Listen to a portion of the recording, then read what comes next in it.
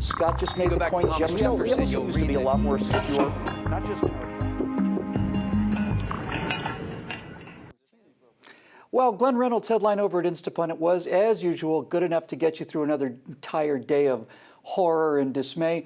Linking to a story on Hillary Clinton's ongoing likability deficit, it read, "The empathy module is a known issue that will be patched in the next upgrade cycle." And it told the story of how Hillary stood in stony silence at one of her events as a woman told the tearful story of a suicide in the family. Hillary simply went on to the next annoying, time-consuming input stream from the great unwashed, and then, after being tasered by her campaign managers, she turned back to the woman and gently added, "Thank you for your contribution to the campaign." But in another story in the New York Post, we hear the true Hollywood story from Edward Klein and his book, Unlikable. Notice the book was not named Unlikable, the Hillary Clinton story, since that would be redundant and a good editor doesn't allow for that kind of journalistic slack.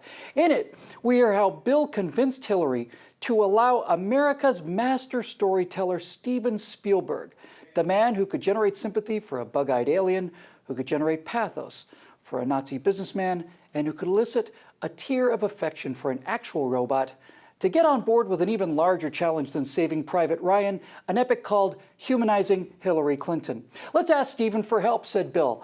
"I get $250,000 to give a speech, and these Hollywood jackasses are going to tell me how to do it," she replied warmly. So let's bring in Steve Green and Scott Ott to help measure the depths of this great heart. Gentlemen, if you want to talk about a story about a woman with heart, we need to find another story.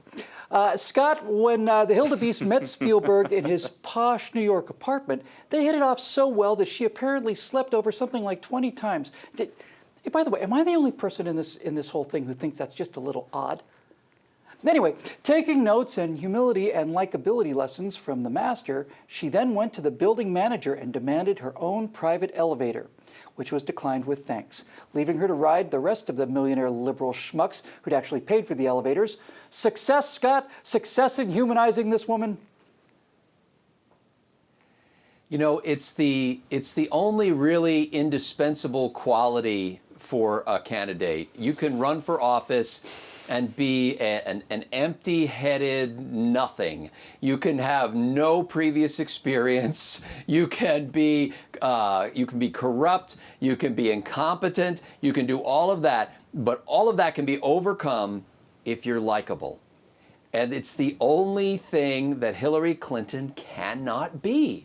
She could. It's like the ring of power is within her grasp. If she could simply look at a woman who's talking about a suicide in the family and care, if she could actually feel something in her dark heart for that person, that's all that's needed. I mean, if you saw Joe Biden's appearance recently on Stephen Colbert's new late night show, oh my goodness, I was crying along with Joe Biden. He genuinely moved me talking about his personal stories of struggle and the people in his family and his son who died and all that kind of stuff. If it came down to it, I could vote for Joe Biden if I had to.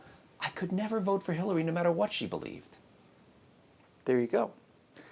Well, Steve, here's a quote.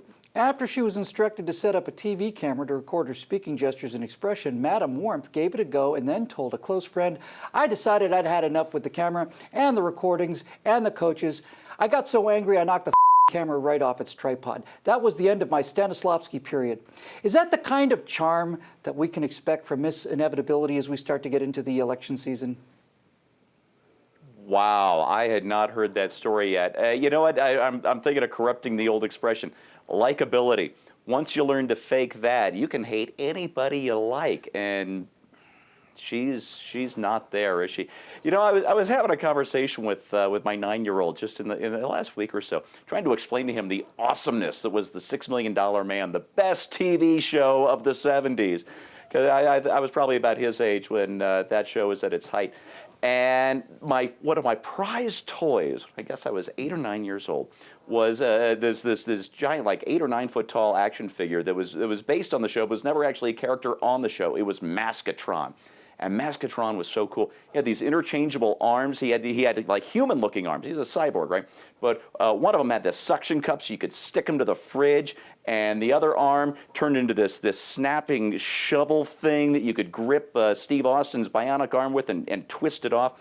He had chest panels computer chess panels that you could pop out from the inside like battle damage. And the best part was, he had these masks. He had a Steve Austin mask. He had an Oscar Goldman mask. You take the mask off, and there's the robot underneath, but you put the mask on. And believe it or not, his Steve Austin mask was even better than the Steve Austin action figure was, because the Steve Austin action figure had a mini telescope, well, I guess through the right eye, to stimulate his bionic eye, and you could look through the hole in the back of Steve Austin's head and get kind of a sort of a warped magnifying view out the eye.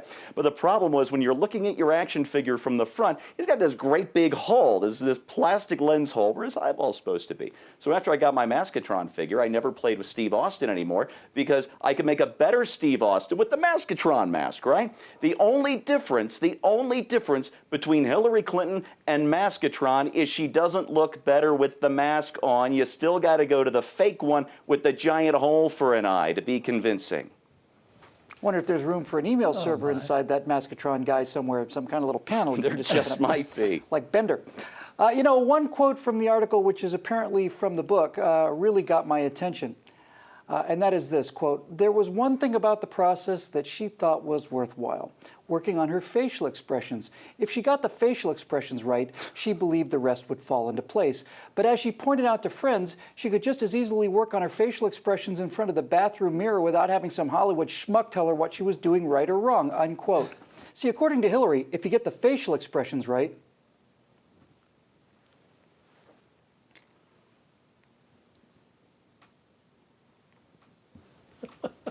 then who needs real feelings at all? You just telegraph to the schmucks and the losers what they want to see, and then you go back to your private elevator and hightail it up to the penthouse for a Cosmo while Uma rubs those tired, busy, hard-working, inevitable feet for you. There's nothing to it. You know, as we say here in Hollywood, sincerity is everything. Once you can fake that, you got it made. For PJTV, I'm Bill Whittle.